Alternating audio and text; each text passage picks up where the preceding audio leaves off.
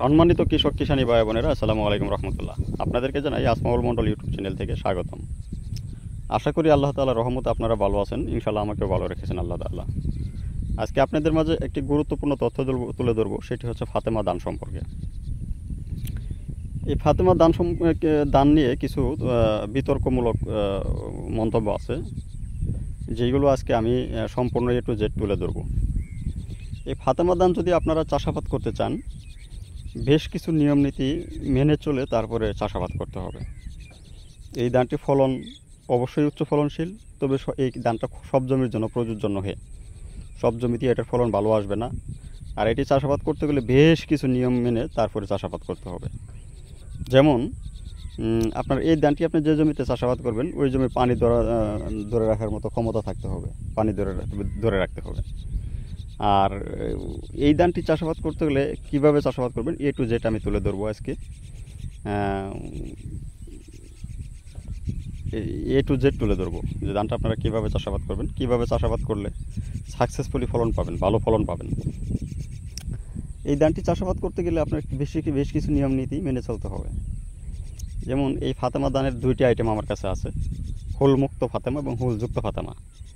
আমার সামনে যেটি দেখতে পাচ্ছেন এটি হুলযুক্ত ফাতেমা। হুলমুক্ত ফাতেমাটা আমি গত 2 দিন আগে কেটে ফেলেছি।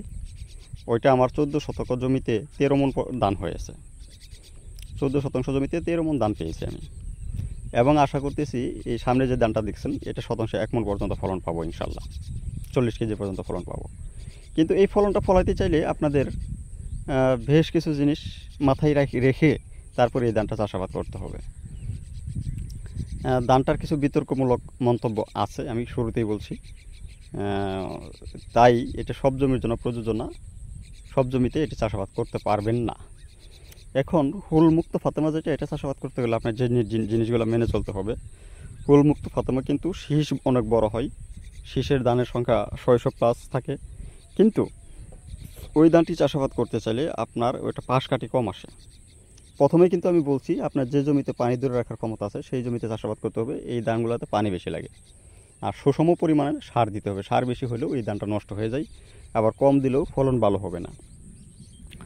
অর্থাৎ এই হুলমুক্ত ফাতেমা যেটা, এটা চাষাবাদ করতে চাইলে আপনাকে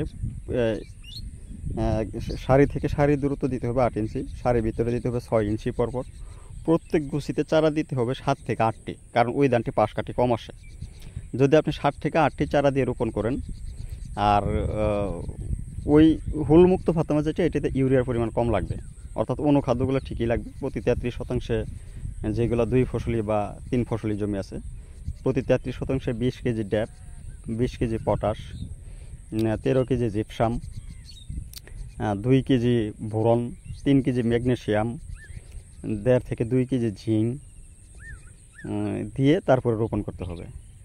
এরপরে আপনাদের যে কাজটি করতে হবে, উপরে ইউরিয়ার পরিমাণটা 33 শতাংশ বিঘায় 30 কেজি, 33 শতাংশ বিঘায় 30 কেজি পর্যন্ত দিতে পারবেন। এর বেশি দেওয়াটা ঠিক হবে না।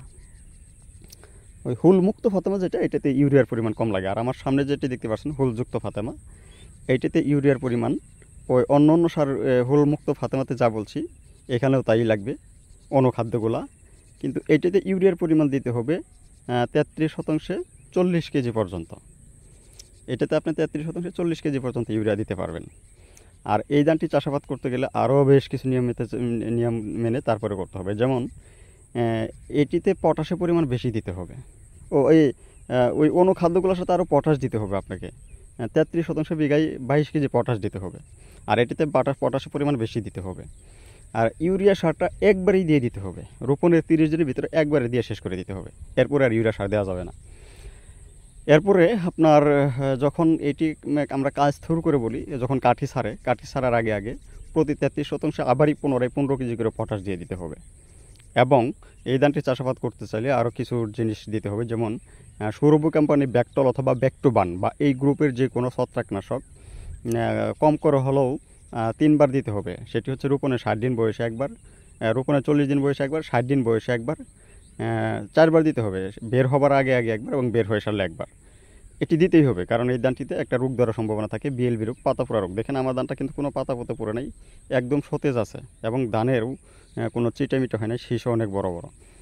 এটার কারণ হচ্ছে আমি এর যে পরিমাণ খাদ্য দেওয়া প্রয়োজন সেই পরিমাণ দিতে পেরেছি, যে পরিমাণ পরিচর্যা সেই পরিমাণ করতে পেরেছি। আপনারা যদি এইভাবে সঠিক পরিচর্যা করে করতে পারেন তাহলে অবশ্যই ফলনের ভালো পাবেন, নচেত এর ফলন ভালো পাবেন না। তাই এটু নিয়ে লাগানোর নিয়ম একই, তবে এই হুলমুক্ত ফাতেমা যেটি এটি পাশ কাটিয়ে একদম কম আসে, এই হুলযুক্ত পাশ কাটিয়ে আবার মোটামুটি আসে। এটি সারি থেকে সারি দূরত্ব দিতে হবে 8 ইঞ্চি, সারির ভিতরে দিতে হবে 6 ইঞ্চি পরপর। প্রত্যেক গুছিতে চারা সংখ্যা দিতে হবে 3 থেকে 4টি, 2টি দেওয়া যাবে না, 3টির কম দেওয়া যাবে না, 3 থেকে 4টি দিতে হবে। এরপরে আপনার জমিটি রোপণের 30 দিনের 20 দিন বয়সে একবার মই টেনে দিতে হবে, 30 দিন বয়সে একবার মই টেনে দিতে হবে এবং 35 দিন বয়সে একবার মই টেনে দিতে হবে। যদি মই টেনে দেন তাহলে এটার পাশ কাঠিটা অনেক বৃদ্ধি পাবে। যদি প্রত্যেক গুছিতে 12 থেকে 14-15টা পর্যন্ত গুছি পাশ কাঠি থাকে তাহলে যথেষ্ট, এর বেশি লাগে না। তাই আমি যে নিয়মগুলো বলছি, যেভাবে বলছি, এইভাবে যদি কেউ ফাতেমা ধান চাষাবাদ করতে পারেন করবেন, নচেত ফাতেমা ধান চাষাবাদ করার কোনো প্রয়োজন নাই। তবে আমি যেভাবে বলছি এভাবেই যদি করতে পারেন তাহলে অবশ্যই ইনশাআল্লাহ এর ফলন ভালো আসবে। যেমন আমার হুলমুক্ত ফাতেমা 2 দিন আগে কাটছি, ওইটা কিন্তু 33% আমি 14%, 13 মণ ধান পাইছি। আর এই যে সামনে যেটা দেখতে পাচ্ছেন এটা আশা করতেছি 1 মণ পর্যন্ত ফলন আসবে। তাই আমি অবশ্যই যারা এই ধান লাগাবেন আমি যেভাবে বললাম এই নিয়ম নীতিতে যদি লাগাতে পারেন অবশ্যই লাগাবেন। আর যে জমিতে লাগাবেন অবশ্যই পানি ধরে রাখতে হবে। তাই এই ধানের বীজ যারা সংগ্রহ করতে চান আমার কাছ থেকে সংগ্রহ করতে পারবেন। আমার নাম হচ্ছে আলহাজ মোহাম্মদ আসমাউল মণ্ডল, পিতার নাম হচ্ছে বাহাদুর মণ্ডল, শেরপুর জেলা, শেরপুর সদর উপজেলা, কামারেশ্বর গ্রাম। বাড়িটা হচ্ছে মণ্ডল বাড়ি, অর্থাৎ বাহাদুর মণ্ডল বাড়ি নামে পরিচিত। আমার মোবাইল নাম্বার হচ্ছে 01911795098। এই বলে আপনাদের সুস্বাস্থ্য কামনা করে এবং দীর্ঘায়ু কামনা করে এখানেই আমি আমার প্রতিবেদন শেষ করছি। আখিরে দেবেন আলহামদুলিল্লাহ। আসসালামু আলাইকুম রহমতুল্লাহ।